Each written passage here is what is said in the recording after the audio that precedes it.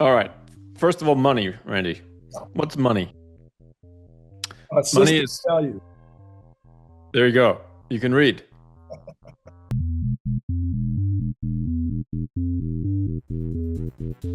A system of value that facilitates the exchange of goods in an economy. Right. If we didn't have money, we'd have to barter back and forth. Bartering is horribly inefficient, particularly if there's more than like 2 or 3 people.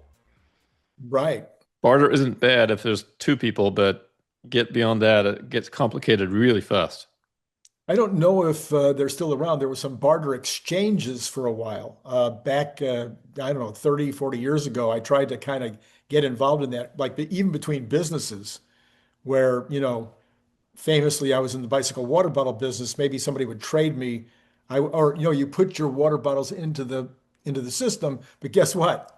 They ended up having money because they would give you points. It was Yeah. just another way of doing money. Yeah. Points, same thing. Yeah. And so there's an important distinction here between money and currency, Right. right? So currency is typically something that's issued by a government or some kind of central authority.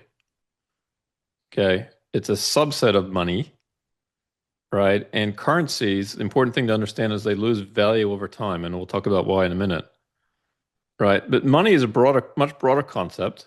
Okay. Money could be in points, right? Airline miles could Right. be points in your example. It could be other types of money. It could also be digital money, Yeah, in fact, right? I think you or somebody else suggested I read this book on money, and in the very first chapters, it gives examples of shells and rocks. Yes. One of the more fun examples was of an island that was using rocks, and the rocks were only available on another island, and so you had to actually go to the other island and get these rocks.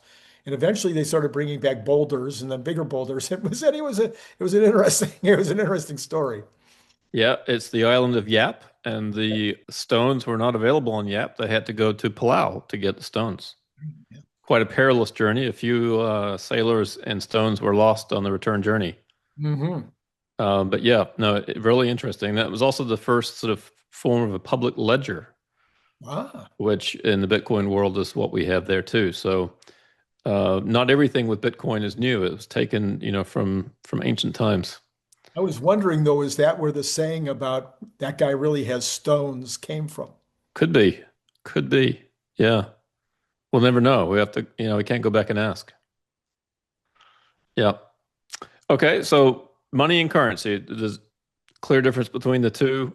Um, in terms of currency, right, it loses value over time. So here's an example with the US dollar.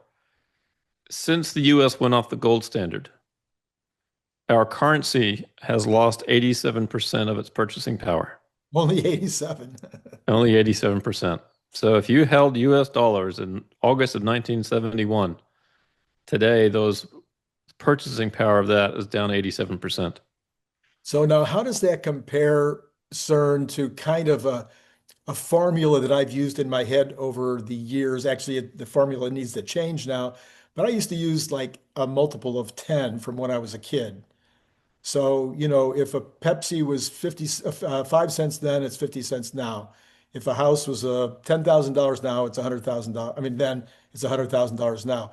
So, this number of 10x would suggest that we did have a 90% reduction in the value of the currency. So this is similar. Yeah, So is that kind very of similar. That's right. And if we extend it out over a longer period of time, this is since like 1914 or something like that, 1912 maybe, we're down about 97% in terms of purchasing power. right? Now, the government likes to couch this in terms of inflation. Hmm. And the beautiful thing about inflation is while the cost of stuff at the grocery store goes up, the value of your home also goes up. So you actually think you're gaining wealth when you're really not, Yeah, right? you may or may not be if the asset is going up faster than inflation. Right. If you're fortunate enough to be in assets that are appreciating faster than the cost of goods and services, then you're not so unhappy about it. Right. But once you realize that inflation really is impacting everything, including the cost of a home, and certainly for people that don't own a home, that inflationary increase in home prices is not helping them. Right. So that becomes one of the huge advantages of home ownership is that you manage your inflationary, your inflation to the extent that you stay a homeowner. That's right. Yeah, you kind of insulate yourself to that risk of the rising cost of shelter, I guess. Huh? Yeah. Okay.